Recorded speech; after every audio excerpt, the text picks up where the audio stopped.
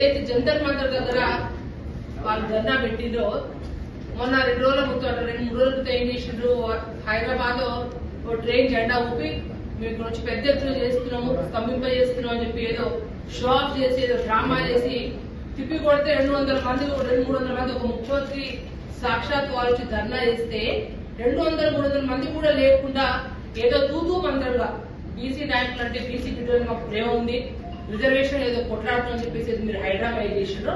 First అది అట్టని flop అది. ఎందుకంటే వాళ్ళకి చిత్తశుద్ధి లేదు కాబట్టి వాళ్ళు ఏదైతే ఇప్పుడు గవర్నర్ దగ్గర ఏదైతే ముసాయిదా పెట్టిందో అసలు వాస్తవంగా అంతైనా జ్ఞానం ఉందా? ఇంతకుముందే బీఆర్ఎస్ పార్టీ కానీ మిగతా బీజేపీ పార్టీ వాళ్ళు అందరూ కూడా అసెంబ్లీలో తీర్మానం పెట్టిన తర్వాత మీరు రాష్ట్రపతి ఆధీనంలో ఉన్న తర్వాత మరి మీరు ఆర్డినెన్స్ తీసుకోవడాలనే మీ దొంగతనం మీ లంగతనం అక్కడే కనబడతా ఉంది. మీరు ఇప్పుడు గవర్నర్ కి ఆర్డినెన్స్ మళ్ళీ పంపించారు కాబట్టి రాష్ట్రపతి ఆధీనంలో పెండింగ్ లో పడ్డది. మీరు నిజంగా చిత్తశుద్ధి రేవంత్ రెడ్డి గారు మీ పార్టీ ఏం చేయాలి? రాష్ట్రపతి దగ్గర వారు ఎటువంటి నిర్ణయం తీసుకోవట్లేదు, రాష్ట్రంలో బీసీ బిడ్డలంతా బగ్గుమంటా ఉన్నారు అని సుప్రీంకోర్టు పోవాల్సింది. మీరు ఎక్కడో పోకుండా ఇక్కడ డ్రామా చేసుకుంటూ చాలా తమాషా ఆడుతా ఉన్నారు.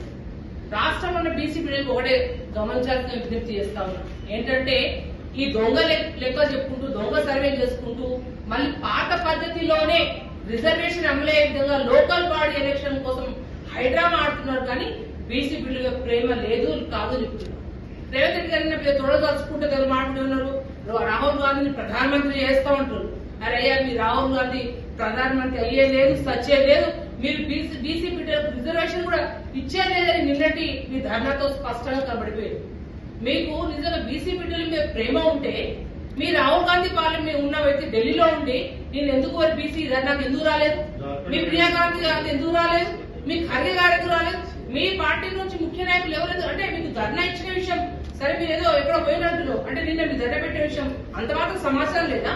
అంటే మీ బీసీ బిడ్డల మీద ఎంత చిత్తశుద్ధి ఉందో నిన్న ధర్నాకి మీ పెద్దలు మీ నాయకులు మీరు దాదాపు 50-60 సార్లు పదవుల కోసము మంత్రుల కోసం మీరు ఢిల్లీ చుట్టూ ఏదైతే చక్రాలు కొడతా ఉందో ఈ బీసీ రిజర్వేషన్ కోసం మీ నాయకులు నిన్న ధర్నాకు రాలేని విషయం